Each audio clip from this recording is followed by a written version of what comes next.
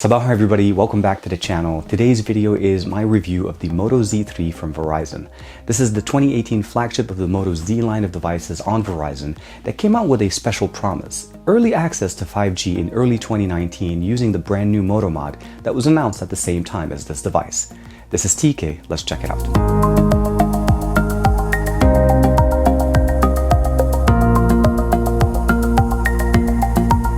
So the Moto Z3 is the higher end version, and there's the Z3 Play that was also announced and made available earlier ahead of this device. The difference in aesthetics as far as exterior looks pretty much the same. On the inside though, we have different specs. The box on the Z3 is very simple. You open up the box, you get access directly to the phone. Now I've been using this for literally over 3 weeks now. But the box itself is very simple. We have a SIM removal tool, some instruction manuals, turbocharger compatible with obviously Motorola's turbocharging technology that gives us access to charge our device very quickly. The battery that we have in there is about a 3000 milliamp battery.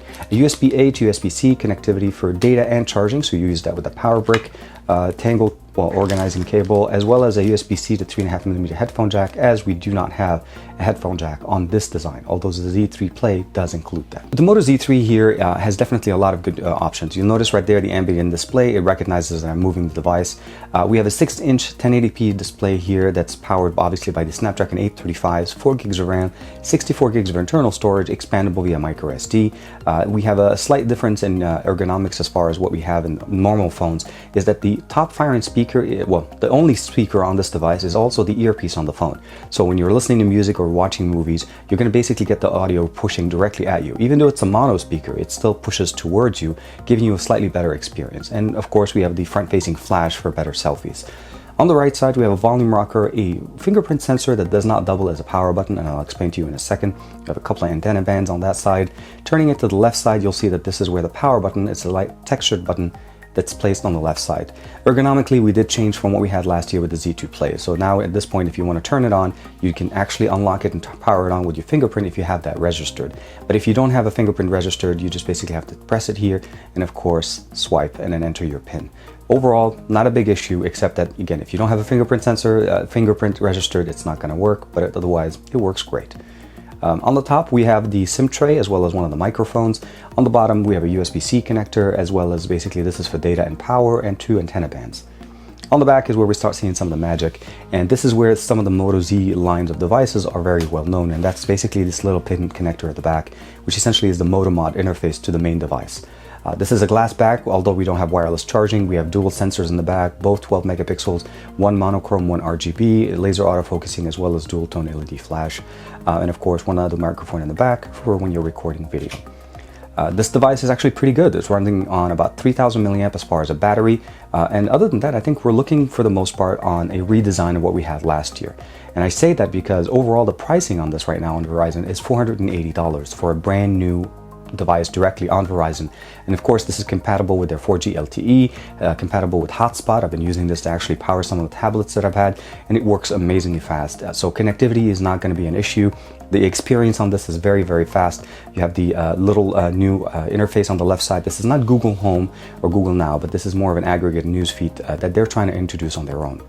All of this, of course, is still supported by Motorola's customization. So if we go under features here, we have Moto Actions, and those are the ability to basically customizing gestures on this. So media control, lift to unlock, screenshot editor, 3-finger screenshot. So basically I can just do 3 fingers down and I can actually take a picture. And because I turned on to a screenshot editor, I can go in there and customize and say, look, you know what? I just want my screenshot to be of this little button. And I'm going to say done, and it's going to save that screenshot for me at that point.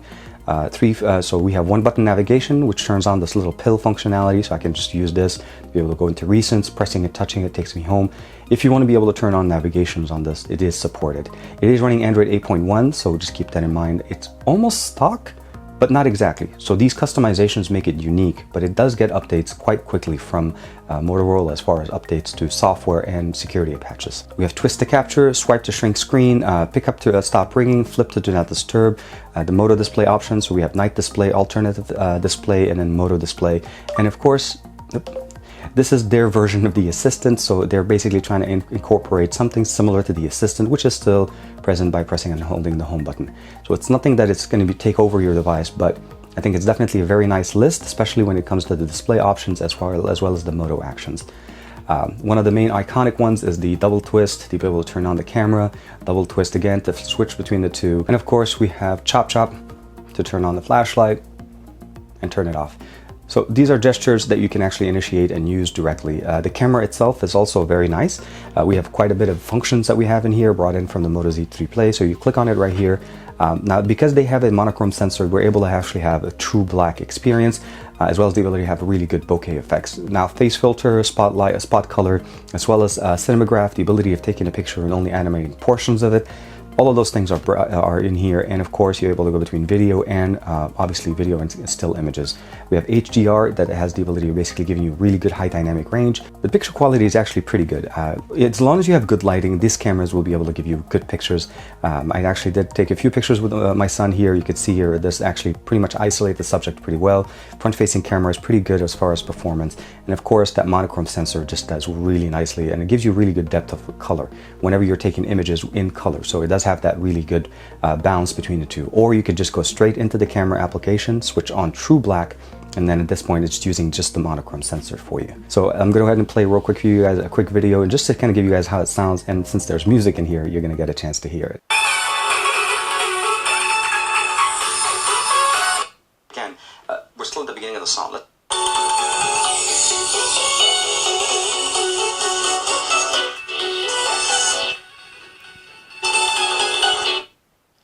This one's sounding pretty good.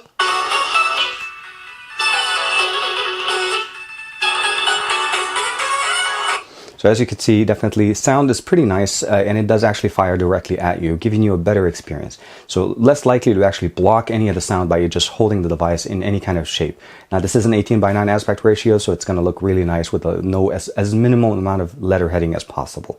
Let's go ahead and do a front-facing and back-facing video real quick just to show you how the video looks like. Okay, so we're using the front-facing sensor capable of going only up to 1080p at 30 frames per second.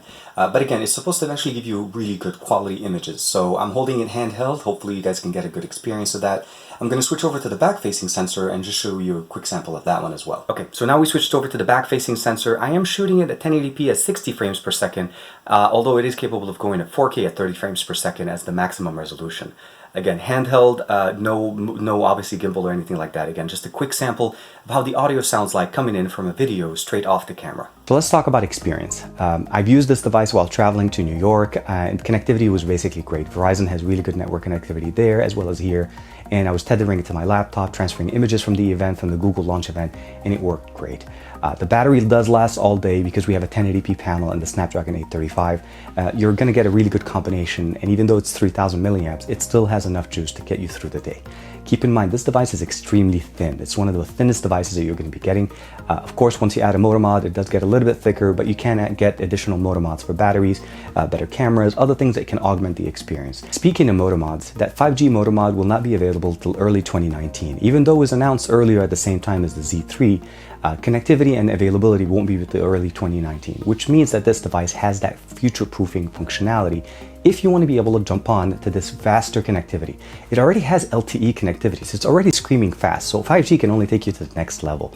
And again, I was tethering with it, I was using it, the battery lasted me all day. The camera does perform pretty well, I'm not too disappointed with it. Although in low light, it's not the best camera, but for general day usage, capturing images, videos, and so on, as you guys saw, it's actually pretty decent.